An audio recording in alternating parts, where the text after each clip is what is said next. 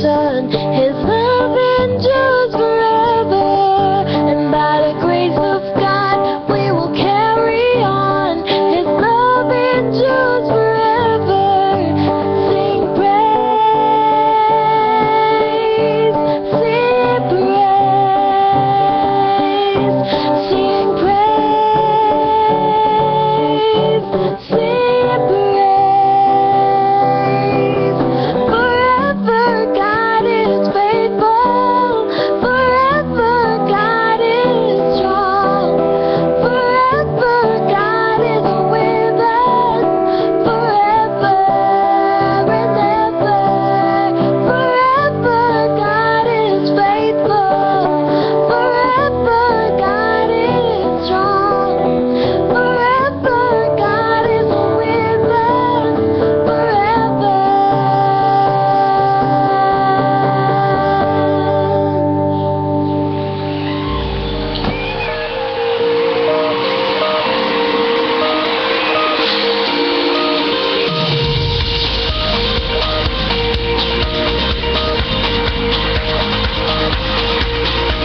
You have given me a reason, so I'm singing my praise unto you. You have lifted every burden, so I'm singing my praise unto you. It's a brand new day, so I give you praise.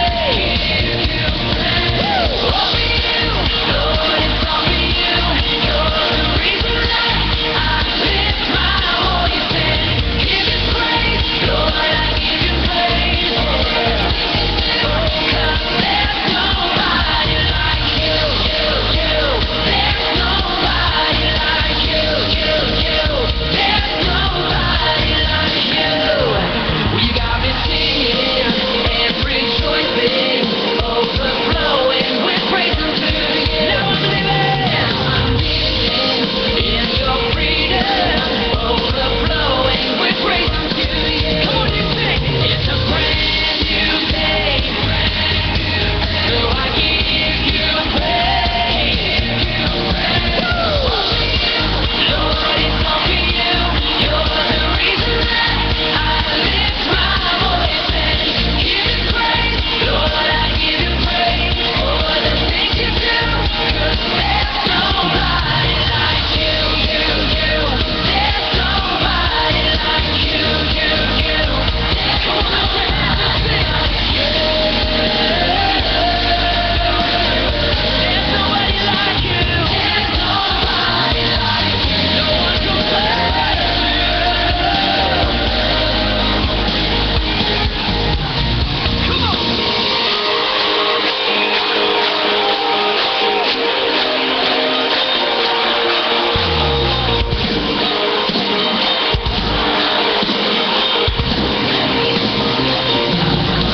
It's a brand new day, so I give you praise.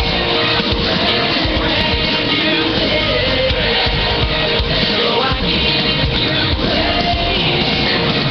It's a brand new day, come on, so I give you praise. It's a brand new day, so I give you praise.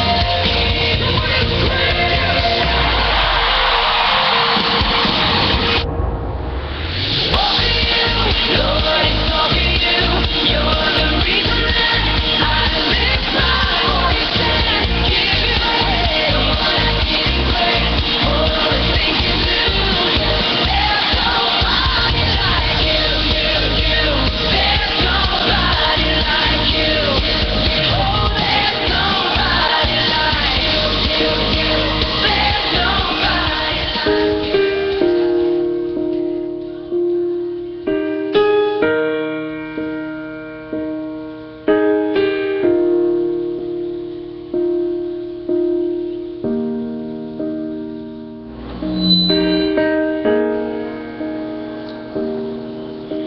I cried out to the Lord because of my affliction, and He answered me. Out of the belly of the Sheol I cried, and you heard my voice. I went down to the moorings of the mountains. The earth with its bars closed behind me forever. Yet you have brought up my life from the pit, O Lord my God. When my soul fainted within me, I remembered the Lord, and my prayer went up to you into your holy temple.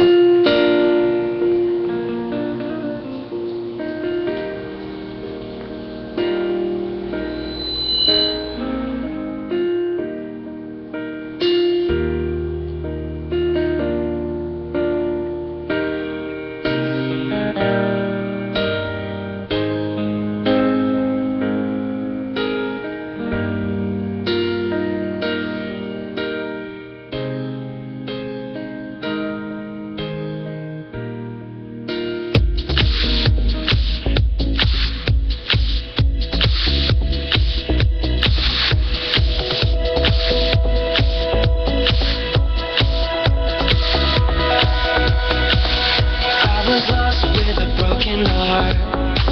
You picked me up, now I'm set apart. From the ash I am born again, forever safe in the Savior's hands. You are more than my words could say. I follow you for all my days. Fix my eyes, follow in your ways. Forever free in unending grace.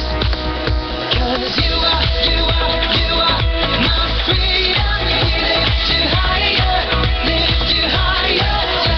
Your love, never ending. Oh. You are alive in us. Nothing can take your place. You are all we need. Your love that set us free. Oh.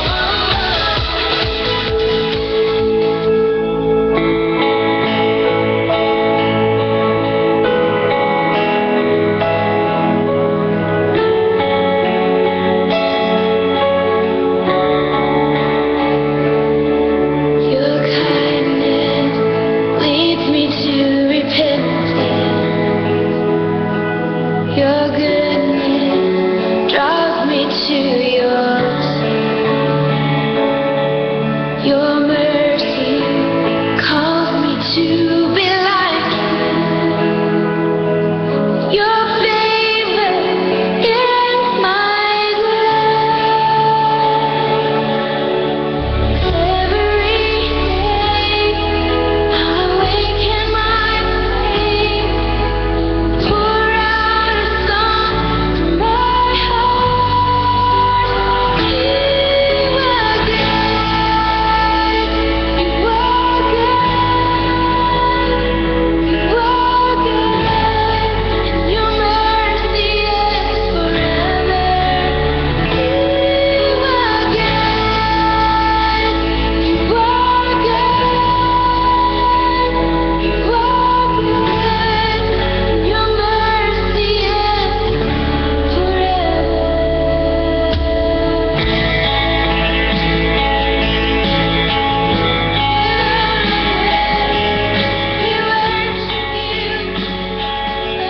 Deuteronomy chapter 5, verse 33. You are to walk in every pathway that the Lord your God commanded you, so that life may go well for you, and so that you will prolong your days in the land that you will possess. Book of Psalms chapter 32, verse 8. I will instruct you and teach you concerning the path you should walk. I will direct you with my eye.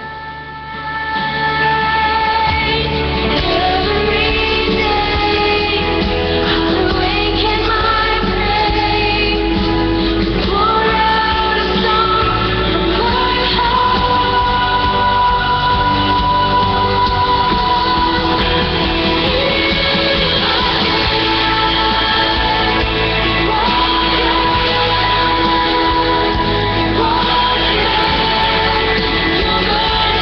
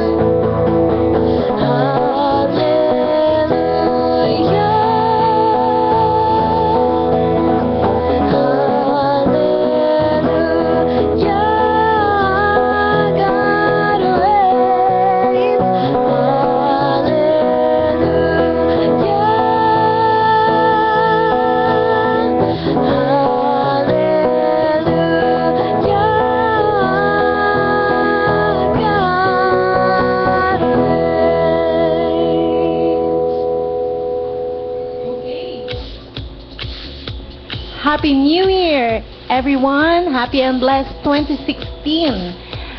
Tonight, it is our first broadcast for this year for our program, #BBF, Blessed, Beloved, and Favored. This is aired every Friday, 8 to 9 p.m. here at 98.3 FM, Smile Radio. So, our topic for tonight, choose to walk on His path. Ang book of Jonah po ay nagkukwento tungkol sa kung paano tayong lalakad sa daan na isinet ng Lord before us. Kaya nga po ang topic natin ngayon, choose to walk on God's path set before us. Okay? So, alam natin, we are very familiar with the book of Jonah, na kung saan si Jonah na sinesend ng Lord sa Nineveh to share the gospel of the Lord, or to warn people there na ma-overthrown ang buong Nineveh kapag hindi sila nagbalik loob sa Diyos.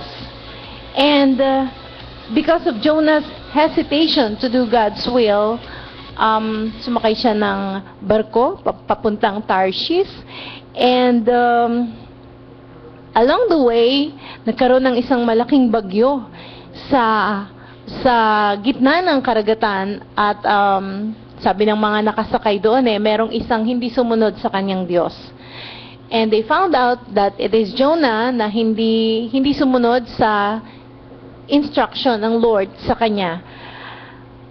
At yung pagsakay niya doon sa barko papuntang Tarshish ay ang kanyang pagtakas at pagpili ng ibang daan instead of choosing to walk on the path that God has set before Jonah. And because of that, itinapon siya sa dagat at hanggang sa napunta siya sa belly ng isang malaking isda.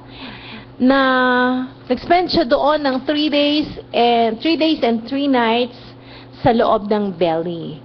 Pero after 3 days, nung nag-decide na rin si Jonah na pumunta sa Nineveh para i-share ang gospel or i-warn yung tao about yung paggunaw sa Nineveh, para magbalik loob ang lahat ng mga tao sa Nineveh.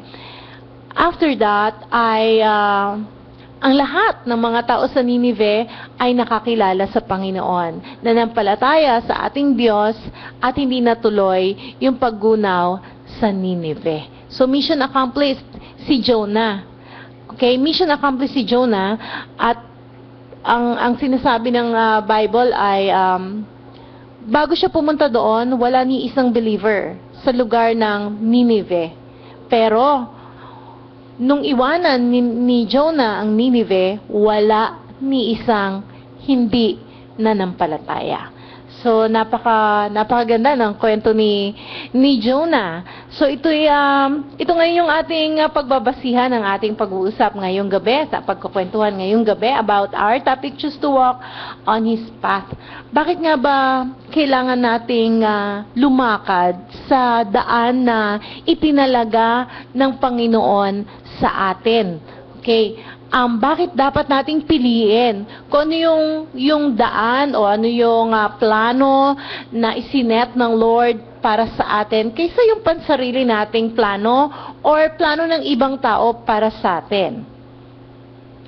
I want to share with you three facts, okay, about not choosing to walk on His path. Okay, at ito ay ating titingnan ko ano yung mapupulot nating aral sa buhay ni Jonah. Number 1, walking the wrong path causes disaster. Okay? Kapag pinili natin ang maling daan, okay, yung pangsarili, maling daan, ibig sabihin is, hindi yun yung kalooban ng Lord. Hindi yun yung plano ng Diyos. Hindi yun yung naayon sa kalooban niya. Hindi yun yung nakalulugod sa ating Diyos. So, walking the wrong path causes disaster. So, verse 4 ng book of Jonah, Jonah chapter 1 verse 4. sabi sa Jonah chapter 1 verse 4, "But the Lord sent out a great wind on the sea, and there was a mighty tempest on the sea, so that the ship was about to be broken up." Okay?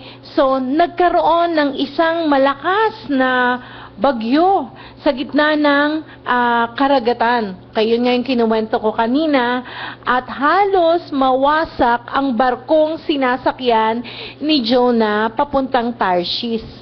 At mapapahamak o lulubog, mamamatay ang lahat ng nakasakay doon sa barko. Okay? Dahil sa hindi pagsunod ni Jonah sa instruction ng Lord sa kanya, merong itinalagang road na dapat i-take si Jonah. Yun nga ay yung kanyang mission. God was sending him to a mission to Nineveh para nga i-warn yung mga tao doon. Pero pinili niya ang tumakas at pumunta ng Tarshish. And because of that, yun yung nag-cause kay Jonah na makaranas ng disaster along the way. Okay? Ang Lord, kapag nagkamali tayo, hindi naman siya nagpaparusa sa panahong ito. Why? Kasi after the finished work of Christ, wala ng judgment, wala ng punishment. Kasi, kagaya ng sinasabi sa Galatians 3:13, lahat na ng parusa, lahat ng sumpa na bunga ng ating maling desisyon o ng ating mga kasalanan ay kinuha na lahat ng ating Panginoong Hesukristo doon sa krus sa bundok ng Kalbaryo. Pero lahat pa rin, every wrong choice we made causes us to experience not so good things in life. So, dahil mali yung ating pagpili or nagdesisyon tayo ng ayon lang sa ating sarili at hindi ayon sa kalooban ng ating Diyos, ang nangyayari, nakakaranas tayo ng mga disasters. Okay, let me let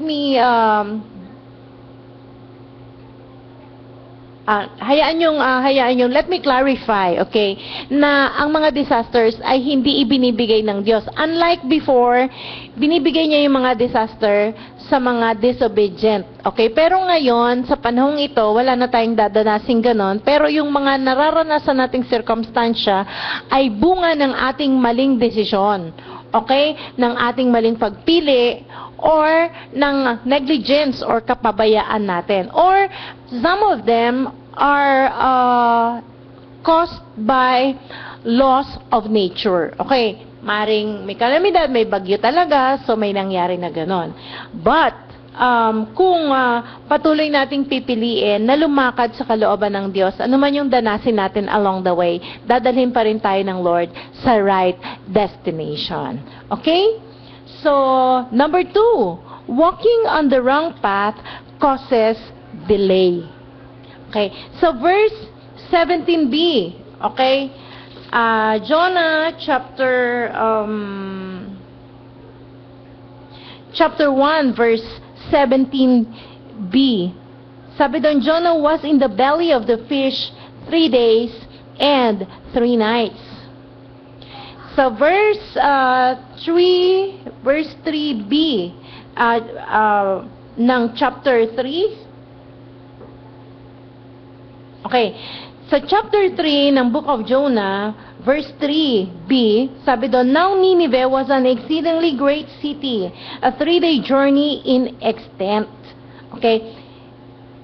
Na-delay ngayon yung mission, yung fulfillment ng mission or accomplishment ng mission ni Jonah sa Nineveh. Kasi nung sumakay siya ng barko papuntang Tarshish, itinapon siya sa dagat, nagstay siya sa belly ng isang malaking isda for 3 days and 3 nights. Supposed to be those 3 days and 3 nights na spend sana niya to travel yung city, yung great city ng Nineveh. Sa sobrang laki ng Nineveh, bago mo siya maiikot, 3 days ang kailangan mong spend. So instead na nagagamit na niya yon para ikutin ang Nineveh, nagstay pa lang siya doon sa belly ng isang malaking isda. Alam niyo po, in 1 minute, marami nangyayari. lalo na po kung 3 days yon na na-delay ka. Pwedeng instead na nakakilala na sana ang mga tao doon at na-enjoy na nila ang buhay ng nananampalataya ka sa Panginoon, ang buhay na masaya, ang buhay na payapa, baka yung 3 days na yon meron pang nagkakagulo doon, nag-aaway-aaway sila, nagpapatayan sila, or nagpapakalulong pa sila sa masasamang bisyo, nasisira yung mga kalusugan. Maraming pwedeng mangyari sa loob ng 3 days. So, importante, we walk on the path of the Lord set before us. Kasi, kung pipiliin natin yung sarili nating desisyon, sarili nating plano, sarili nating diskarte, it will cause us to reach our destination na nadidelay, okay?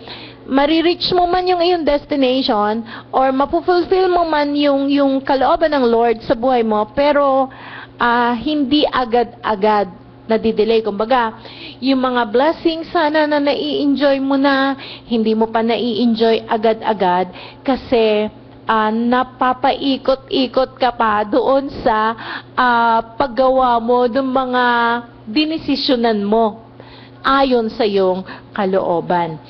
If you can remember yung kwento tungkol sa mga Israelites na nag-travel sa wilderness, it took them 40 years para makarating sa Canaan. Pero ang totoo, 11 days lang, pwede mo na siyang marating. Nagpaikot-ikot sila doon sa wilderness. Samantalang, sabi nga, yung Canaan is a land of milk and honey na supposed to be, after 11 days, na-enjoy na sana nila yung abundance, yung ganda ng promised land na pinangako ng Diyos sa kanila. Pero 40 years pa silang na-delay na ma-enjoy yon. Kaya importante, kung ano yung path, sinet ng Lord sa atin, kung ano yung kanyang will, yun ang ating lakaran, kasi mas malapit, mas madali nating ma-enjoy ang blessings ng Lord para sa atin. And the last one, number 3, walking the wrong path causes distress. Okay? Si Jonah, yung kanina pong Bible reading natin, read by Keisha Faith, sa Jonah chapter 2, verses 2, 6, and 7, ulitin ko lang, I cried out to the Lord because of my affliction, and He answered me. Out of the belly of Sheol I cried, and you heard my voice.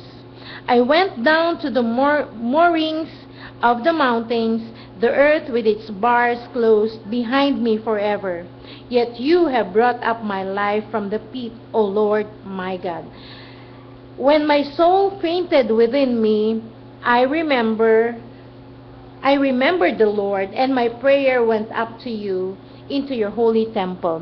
Ito yung panalangin ni Jonah habang nasa loob siya ng belly ng isang malaking fish, na kung saan punong-puno siya ng lungkot, na sobrang kahabag-habag ang kanyang kalagayan. Ikaw man ang ilagay sa tiyan ng isang malaking isda for 3 days and 3 nights, hindi masaya. It's not fun there.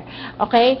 So, kung atin lamang susundin ang kalooban ng ating Diyos, o lalakada natin ang kanyang kalooban o yung isinet niyang plano para sa atin, hindi natin mararanasan ang distress. Kasi sabi ko nga palagi kong sineshare ito sa mga tao,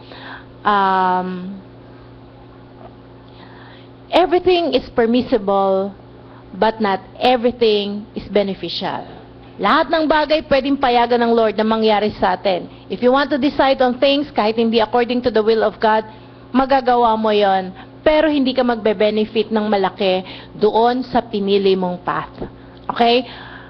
Worst, doon sa pinili mong path o doon sa pinili mong gawin sa buhay mo, desisyonan sa buhay mo na hindi mo kinonsider anong gusto ng Lord para sa'yo, doon ka pa nakakaranas ng matinding kalungkutan. Sabi nga kapag yung plano mo hindi pala according to the will of God, ang dami mong nararanasan ng mga aberya. Ang dami mong nararanasan ng mga problema. minsan nasisira yung relationship, minsan nagkakaproblema ka din sa nakakaranas ka ng poverty, nakakaranas ka ng karamdaman, kasi nga hindi yon yung kalooban ng Lord para sa'yo. Pero kung pipiliin mong lumakad sa kalooban ng ating Diyos, lahat ng provision, sabi ng Bible, if God requires, God provides. Okay? God equips. Kapag ka ni-require ng Lord, lumakad ka dito, bahala siya. Siyang sasama sa'yo, papadalang ka niya ng mga angels to go with you para pagtagumpayan mo, para malakaran mo successfully, victoriously, yung path, yung will, yung plano na itinalaga ng Lord para sa'yo. Let us not wait to be in distressed moment for us to realize that only in walking on the path of God set before us will give us complete satisfaction and fullness of joy. Wag muna nating hintayin na, minsan sabi nila, marami nagsasabi kasi, maganda rin yung nagkakamali kasi natututo ka, doon mo naiintindihan kung ano talagang mabuti para sa'yo. Pero alam mo, bakit kailangan mo pang magkamali para matuto? Kung sa umpisa pa lang, alam mo na kung ano yung dapat mong gawin, hindi mo na sana naranasan yung matinding distress sa buhay mo. At ang naranasan mo agad-agad ay yung kagalakan, fullness of joy, kapayapaan, at marami pang iba. 'Di ba? 'Di ba mas masarap naman yung masayang buhay? So I would like to conclude our message tonight by telling everyone, gusto ko pong sabihin sa inyong lahat, I want to challenge you that keep on consulting the Word of God, whatever decisions you have to make. Bawat decision na gagawin mo, see to it, you consult the Word of God. Anything na against or contradictory sa banal na salita ng Diyos, huwag mo nang desisyonan. Kasi wala doon yung bunga ng kapayapaan, bunga ng kagalakan, at magandang relationship, at maganda pang bagay na tatamasahin mo. Pero kung ang iyong susundin, ang kalooban ng Diyos, hanapin mo ito. Saan mo ito hahanapin? By building an intimate relationship with God. At ito ay nagagawa natin sa pamagitan ng pananalangin. Okay? Prayer is not just asking. Prayer is having that intimate moment with our Daddy Lord, with our Creator, okay? With our Savior. Okay? Yung nakikipag-usap ka, na-open mo what's on your mind, what's on your heart. Yung bang tipong nasasabi mo yung sakit ng kalooban mo, yung bigat ng kalooban mo, at before you know it, kinakalma ka na niya, naririnig mo na rin ang boses niya na nagsasabi sa yung, do this anak, this is the better way. Dito ka mas magiging prosperous, dito ka mas magiging successful, kung saan ma-experience mo yung aking kapayapaan, my genuine peace, and joy unspeakable.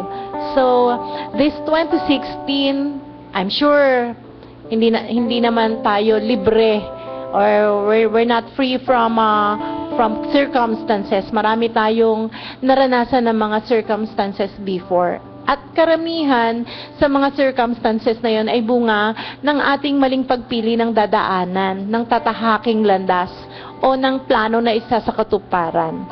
Maaring ang mga planong ito ay bunga lamang ng mga pansarili nating kagustuhan or mga na-impluwensyahan lang tayo ng mga taong nilulook up natin. Pero alam niyo po, 2015 is nag-goodbye na po kahapon. Kalimutan na natin yung mga naging pagkakamali natin before or yung mga regrets, mga failures natin before. But do not forget the lessons that we learned ng mga naranasan natin. So that this 2016, matututo na tayo pumili wisely. Okay? Piliin, lakadan ang kalooban ng ating Diyos. Kasi ang Daddy Lord natin, walang ibang hinangad, kundi ang best para sa iyo at para sa akin. Dahil wala namang tatay na naghangad ng masama para sa kanyang anak. Daddy knows best, di po ba? So, to be wise is to gain wisdom. Okay? To gain wisdom, saan natin nakukuha ang wisdom na ito? By keep on listening the Word of God, yung naririnig natin ang salita ng Diyos araw-araw, magbabasa tayo ng kanyang salita, pakikinggan natin ang salita ng Diyos, and yun po yung magiging guide natin. Let the Bible be our map or be our GPS, okay? Sa ating journey, sa ating buhay. And I assure you, di ka maliligaw, hindi ka madidelay, kundi ma-reach mo ang iyong destination in due time with flying colors. So, choose to walk on the path God has set for you.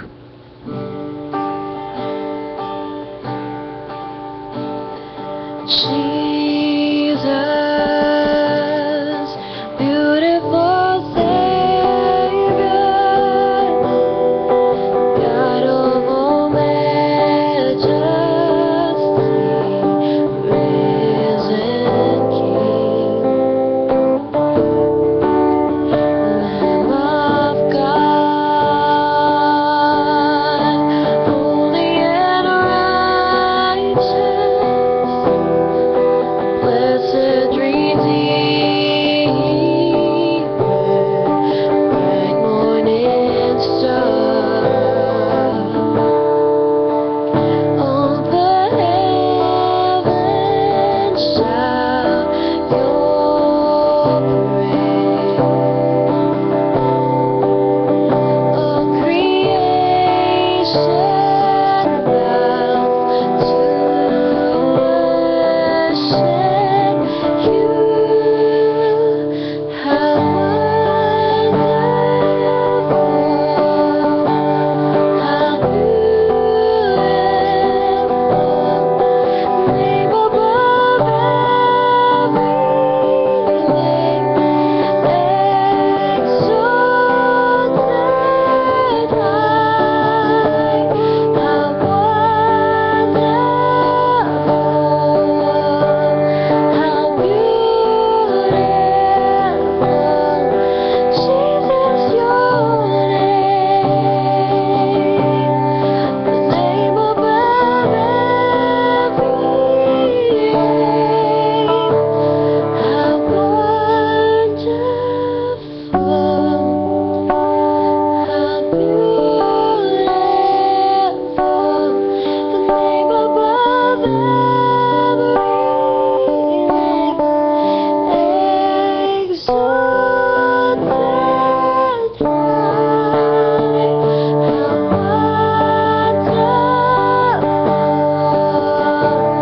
How wonderful, how beautiful, Jesus, your name, the name above every name, Jesus. Praise the name above all names, the one who reigns forever, still the same. Praise the name, Jesus, name above all names, the one who reigns forever, still the same.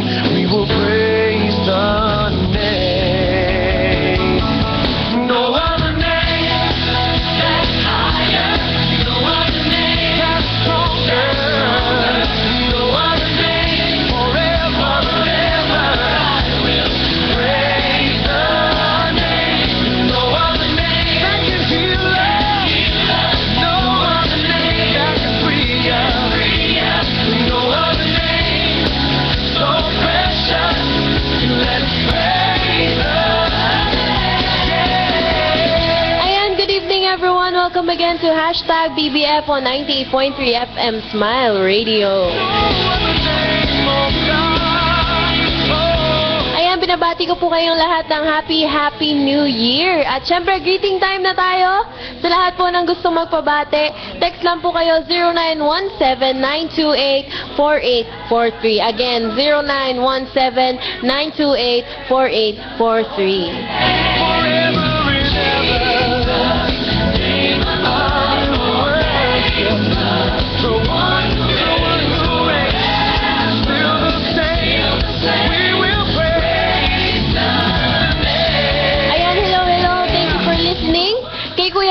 and Ate Sol Evangelista of Sacramento, California, USA. Hello din po kay Pastor Velmer, kay Charmaine, yung prayer partner ni Ate Sol, kay Brother Rick and Sis Larry of Music Team, Tony and Cora, Uncle Junior, Boy and Dory Alzate, Lola Maria, Grace and Remy Evangelista of Munting, Batangas. Also, to Mel, Chris and Iya of CHO, City Health Office, and to Cute Yana. Hello din po kay Grace De Guzman, Steel, Jack, Mika, Maika, Gio, Kim, JJ, Casey, and Zed Magpantay of Munting, Batangas, and Maribel Magpantay of UAE. All creation worships and adores. We will proclaim. Siyempre, hello din kay Daddy Doming, Mami Helen Tabamo, Cynthia, and Charmaine Taigi dyan po sa Angeles, Pampanga. Lift our voice forever, yeah. Only you deserve the glory, yeah. Ayan, syempre, hello sa BBF team, kay Kuya Ian, kay Ate Rose and Ate Mayfor, kay Dada, kay Gleda, kay Sherwin, Marvin, kay Luis, kay Michelle, kay Justin, Carlo, Charmaine, Kyra, Fershan, Frankie, Hazel, Diane, Trixie, Jaya, Rain, Gado, Trisha, Janber, and Mac Tylery. We will work on every nation, every culture will say Jesus. Say Jesus. Jesus, yeah.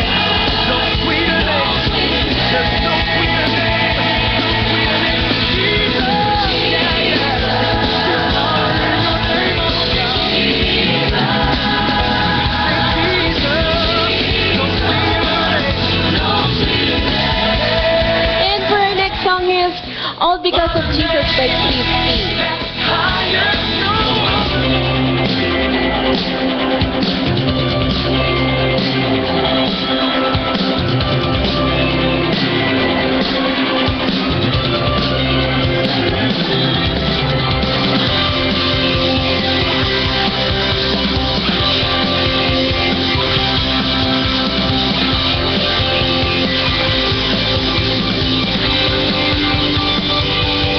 Give him every breath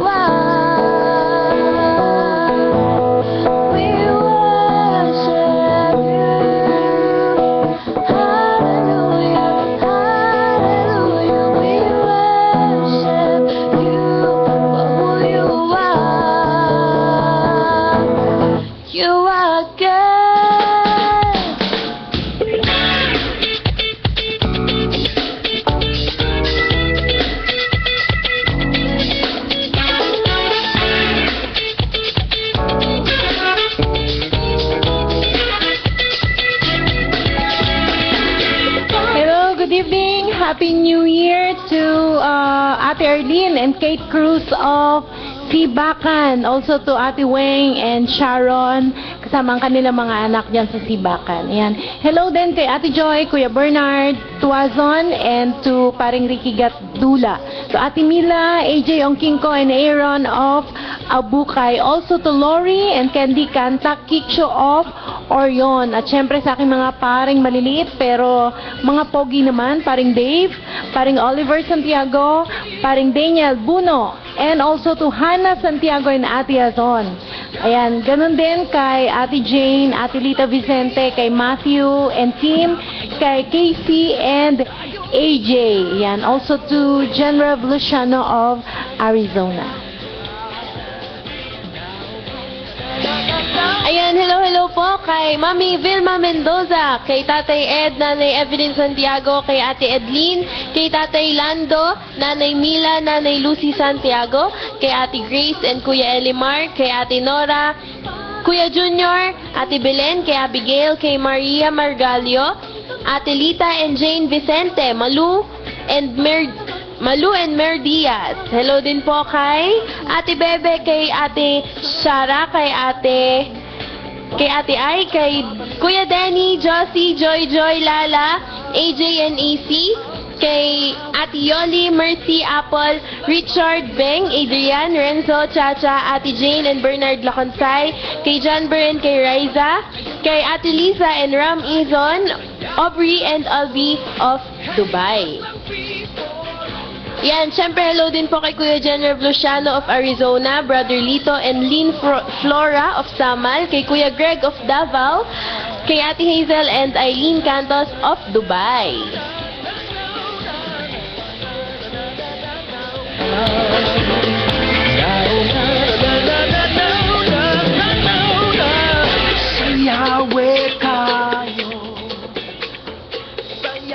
Ayan, hello din kay Sir Ian De Leon ng COB NHS. At syempre sa Colnog and Dangilan family of Bontoc Mountain Province. Lalong-lalo na kay Cara Grace, kay Solomon, kay Zam, at saka kay Kiel. Yan. Hello din po kay Pastor John and Mami Ami Catalbas of Roy Plaza at lahat po ng mga kapatiran niyan sa River of Yahweh sa Dipolog City. Hello Kuya Greg ng Davao City at hello din kay Pastor Boy Apostol, kay Kuya Oliver and Ate Den dyan sa Doña Maria. Wala ba kayong kamay? Indayong sayaw tayo. Kay Matlang Victor. Wala ba kayong kamay? Indayong sayaw tayo. Hello din po, good evening and Happy New Year kay Sister Lynn ng Soaring High dyan sa Orani. Kay Matlang Victor. Wala ba kayong kamay? Indayong sayaw tayo.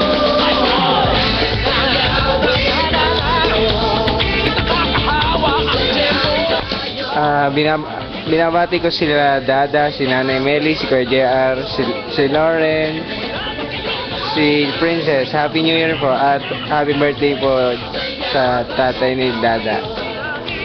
At binabati ko rin si La Mama dyan sa bahay, sa get together na. Enjoy!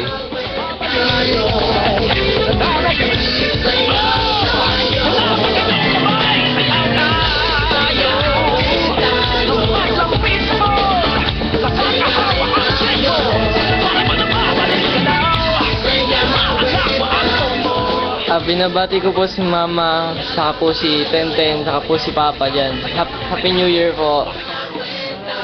Si Mama Rowena po. Sayaw tayo. Sayawe tayo. Sayaw tayo.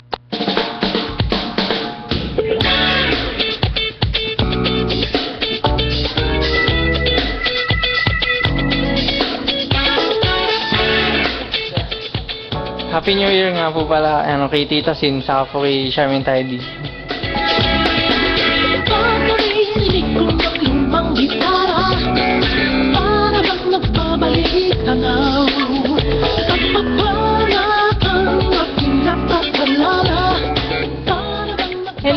evening and Happy New Year sa aking daddy, Daddy Doming, at sa aking mami, Helen Tabamo, at sa aking napakagandang kapatid, Cynthia, and sa aking kamukhang pamangkin, Charmaine Taidi.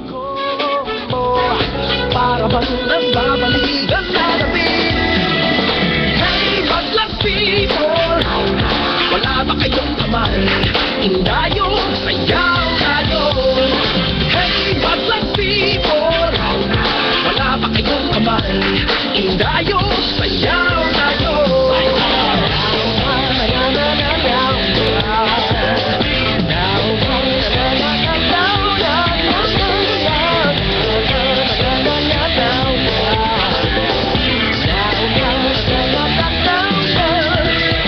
Palubak ng loob kapag nangangarap, para bang nagbabalik saya. Ang patapang ng damdamin at natutuwa, para bang nawawalan ka ba? Pagpupuri sa langit, para bang nagbabalik. Everything is permissible, but not everything is beneficial. So if you want to benefit much, or if you want the best from God, choose to walk on the path God has set before you. At dahil dyan, hindi ka makakaranas ng disaster, delay, and distress. So choose to walk on the path of the Lord. Kasi kahit na sa tingin mo parang opposite siya sa gusto mong mangyari, or kakaiba siya sa yung diskarte, but laging higher yung karunungan ng ating Diyos. Yung wisdom ni God is always higher than all the wisdom of the world. Kasi sabi nga sa Isaiah 55, chapter 8 and 9, For my thoughts are not your thoughts, nor are your ways my ways, says the Lord. For as the heavens are higher than the earth, so are my ways higher than your ways, and my thoughts than your thoughts. Sabi ko nga kanina, maaaring hindi mo maintindihan kung anong kalooban ng Diyos, bakit yun ang gusto niyang daanan mo, bakit yun yung daan na gusto niyang daanan mo. Pero ang ina-assure ko sa'yo, yun yung palaging my best results. At kung saan, you will experience genuine peace and fullness of joy. God bless everyone. Have a prosperous, blessed and favored 2016. Shalom, glory, and sarap. Hey, Madlang people, wala ba kayong kamay? Indayong sayaw tayo. Hey, Madlang people, wala ba kayong kamay? Indayong sayaw tayo. So keep on listening to our program, #BBF, #Blessed, Beloved, and Favored. This is every Friday, 8 to 9 p.m. only here at 98.3 FM Smile Radio. For your comments, suggestions, and prayer requests, you may call or text us at 0907-906-3452 or 0917-928-4843. Again, 0907-906-3452 or 0917-928-4843. Palagi pong nandito kami para sa inyo. Samahan niyo po kami every Friday, 8 to 9 p.m. Same time next week. Abangan niyo po kami. Keep on listening to #BBF dahil sa #BBF